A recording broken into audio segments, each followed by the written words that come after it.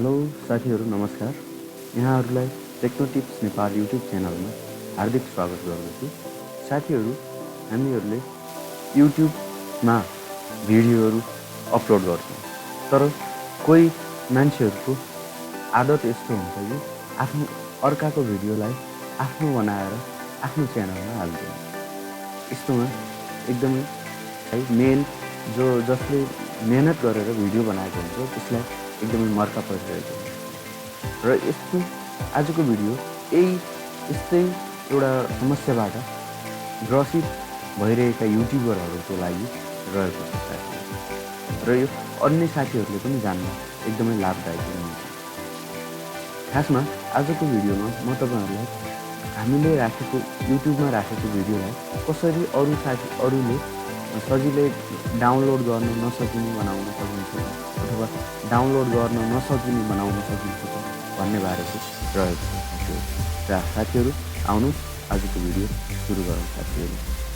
Video सुरु गर्नु अघि साथीहरु यदि तपाई हाम्रो च्यानलमा नयाँ हुनुहुन्छ भने कृपया रातो कलरको सब्स्क्राइब बटनमा प्रेस गरी अल नोटिफिकेसनलाई अन गरिदिनु होला। यसले गर्दा आगामी दिनमा आउने हाम्रा यस्तै भिडियो बारेको नोटिफिकेसन सबैभन्दा पहिले तपाईको मोबाइलमा पुग्नेछ। सबैभन्दा पहिले तपाईले आफ्नो YouTube च्यानल खोल्नु होला।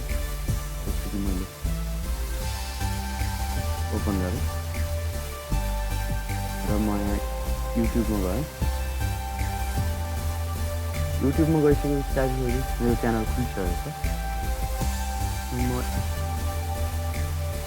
युट्युब स्टुडियोमा जानुपर्छ। युट्युब स्टुडियोमा जान्छु। युट्युब स्टुडियोमा जाँदा गइसकेपछि मसँग अहिले तत्काल अपलोड गर्ने कुनै भिडियो छैन। र मैले केही समय अगाडि एक दिन अगाडि मैले अपलोड गरेको एउटा भिडियो हो। यसलाई मैले अनडाउनलोड अथवा नट डाउनलोडेबल बनाउन गइरहेको छु साथीहरु। यहाँ हेर्दै हुनुहुन्छ, यहाँ आएको छ। यसरी आइसकेपछि दुवै तल जानु होला।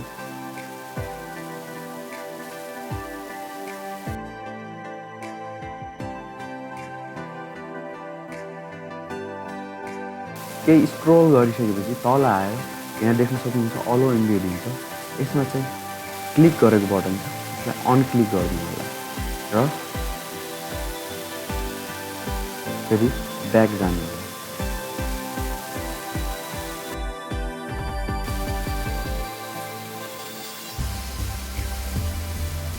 देख्न सक्नुहुन्छ साथीहरु फेरि भिडियोमा क्लिक भइसकेको छ या छैन भनेर।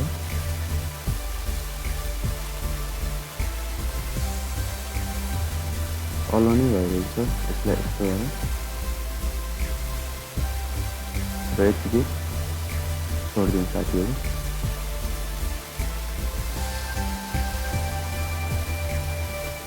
यो छोडिदिउँ साथीहरु।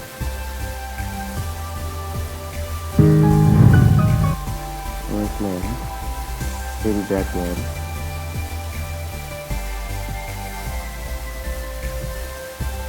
यसरी हामीले हाम्रो भिडियोहरूलाई डाउनलोड गर्नको लागि अथवा डाउनलोड गर्न नसकिने बनाउन सकिन्छ साथीहरु। हस् साथीहरु, अहिलेको लागि आजको भिडियो यति नै। अब यस्तै भिडियोहरूका साथमा फेरि पनि आउने नै छु। धन्यवाद।